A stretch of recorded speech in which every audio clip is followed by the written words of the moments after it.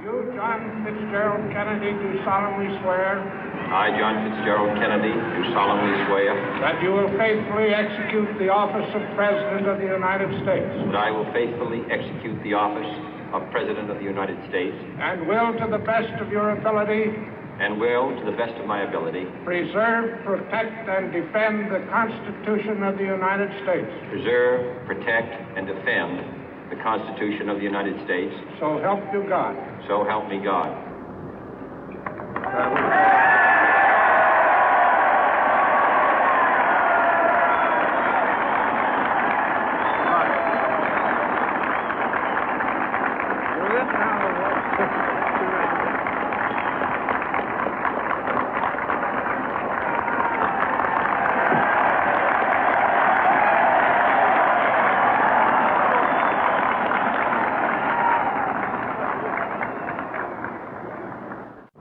Vice President Johnson, Mr. Speaker, Mr. Chief Justice, President Eisenhower, Vice President Nixon, President Truman, Reverend clergy, fellow citizens.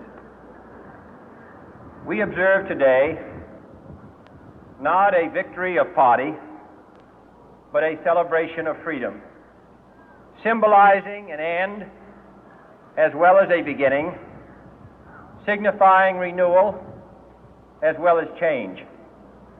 For I have sworn before you and Almighty God the same solemn oath our forebears prescribed nearly a century and 3/4 ago. The world is very different now, for man holds in his mortal hands the power to abolish all forms of human poverty and all forms of human life. And yet the same revolutionary beliefs for which our forebears fought are still at issue around the globe. The belief that the rights of man come not from the generosity of the state, but from the hand of God. We dare not forget today that we are the heirs of that first revolution. Let the word go forth from this time and place to friend and foe alike that the torch has been passed to a new generation of Americans born in this century, tempered by war, disciplined by a hard and bitter peace, proud of our ancient heritage, and unwilling to witness or permit the slow undoing of those human rights to which this nation has always been committed and to which we are committed today at home and around the world.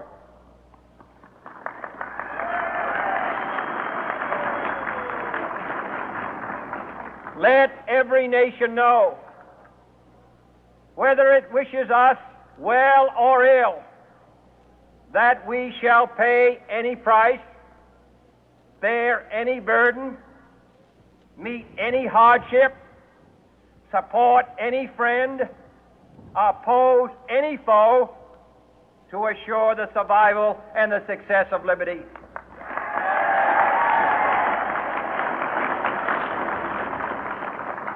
This much we pledge and more. To those old allies whose cultural and spiritual origins we share, we pledge the loyalty of faithful friends. United, there is little we cannot do in a host of cooperative ventures. Divided, there is little we can do, for we dare not meet a powerful challenge at odds and split asunder. To those new states whom we welcome to the ranks of the free, we pledge our word that one form of colonial control shall not have passed away, merely to be replaced by a far more iron tyranny. We shall not always expect to find them supporting our view, but we shall always hope to find them strongly supporting their own freedom, and to remember that in the past, those who foolishly sought power by riding the back of the tiger ended up inside.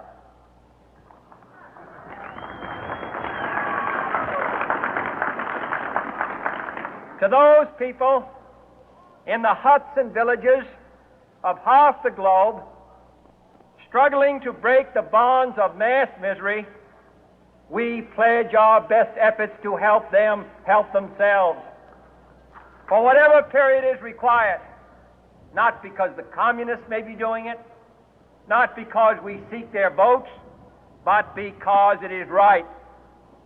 If a free society cannot help the many who are poor, it cannot save the few who are rich.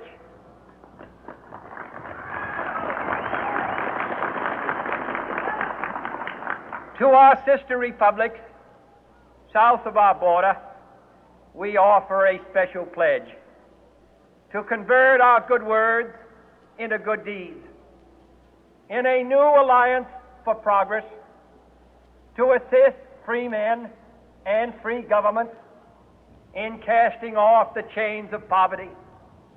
But this peaceful revolution of hope cannot become the prey of hostile powers.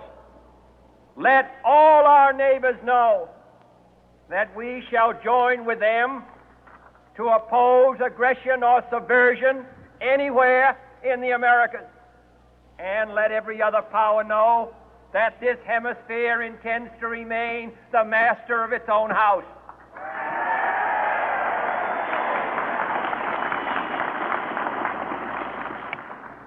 To that World Assembly of Sovereign States, the United Nations, our last best hope, in an age where the instruments of war have far outpaced the instruments of peace, we renew our pledge of support to prevent it from becoming merely a forum for invective, to strengthen its shield of the new and the weak, and to enlarge the area in which its writ may run.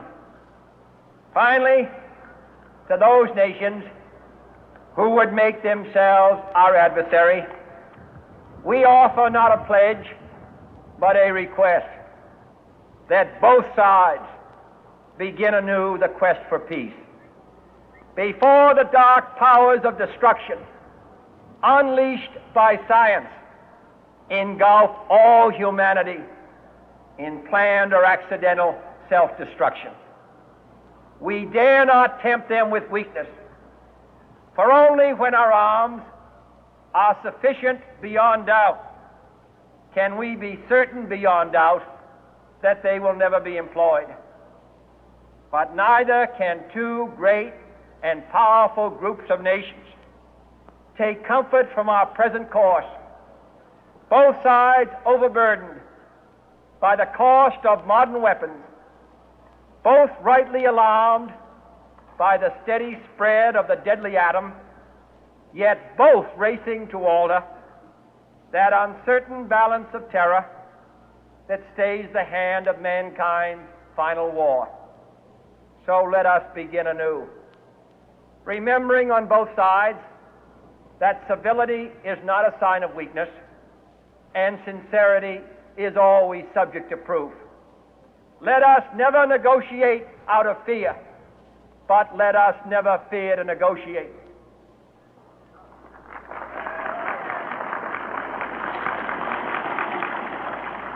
Let both sides explore what problems unite us, instead of belaboring those problems which divide us.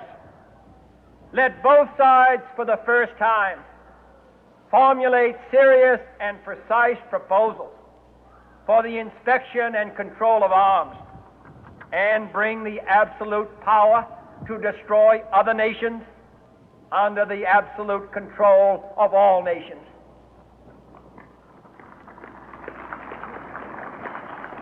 Let both sides seek to invoke the wonders of science instead of its terrors. Together let us explore the stars, conquer the deserts, eradicate disease, tap the ocean depth, and encourage the arts and commerce. Let both sides unite to heed in all corners of the earth the command of Isaiah to undo the heavy burden and let the oppressed go free. And if a beachhead of cooperation may push back the jungle of suspicion, let both sides join in creating a new endeavor, not a new balance of power, but a new world of law, where the strong are just and the weak secure and the peace preserved. All this will not be finished in the first 100 days, nor will it be finished in the first 1,000 days, nor in the life of this administration, nor even perhaps in our lifetime on this planet. But let us begin.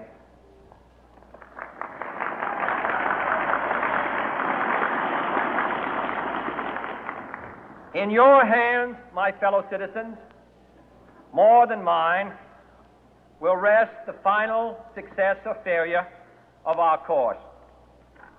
Since this country was founded, each generation of Americans has been summoned to give testimony to its national loyalty.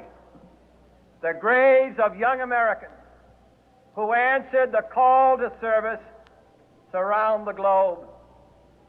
Now the trumpet summons us again, not as a call to bear arms, though arms we need, not as a call to battle, though in battle we are, but a call to bear the burden of a long twilight struggle, year in and year out, rejoicing in hope, patient in tribulation, a struggle against the common enemies of man, tyranny, poverty, disease, and war itself. Can we forge against these enemies a grand and global alliance, north and south, east and west, that can assure a more fruitful life for all mankind? Will you join in that historic effort?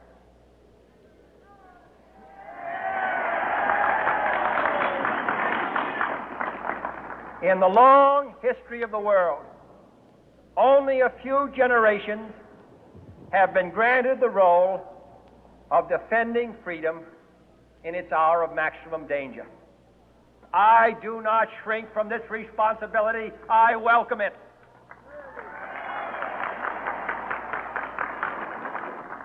I do not believe that any of us would exchange places with any other people or any other generation. The energy, the faith, the devotion which we bring to this endeavor will light our country and all who serve it. And the glow from that fire can truly light the world.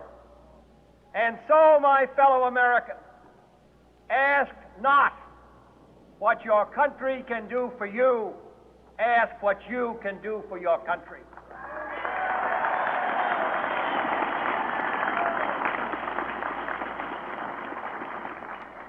My fellow citizens of the world, ask not what America will do for you, but what together we can do for the freedom of man.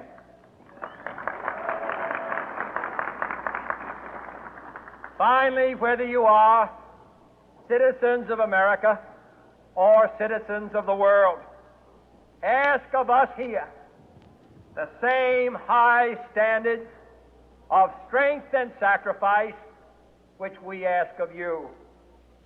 With a good conscience, our only sure reward, with history the final judge of our deeds, let us go forth to lead the land we love, asking His blessing and His help, but knowing that here on earth, God's work must truly be our own.